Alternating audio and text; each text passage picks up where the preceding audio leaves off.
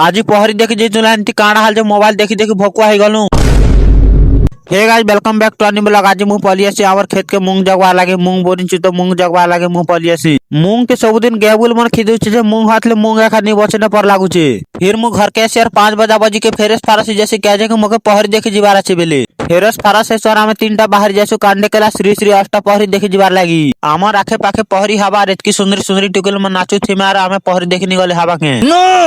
हेतिर लागी तोर बुढ़ा हमें पलियासु पहरी देखबार लागी आमे आसु तो झरा बाल और पार्टी धुरकुटी दुरसान फिर हमें भाटी पर पार्टी टिके देखसु और पलियासु भात खाबार लागी और हाथा से झसु और भात खाबार लागी बस देसु। आज हमार भारत और न्यूजीलैंड और फाइनल मैच थिला तो भात खात खात देखसु तो लोग मन देखकर भोकुआ ही जासन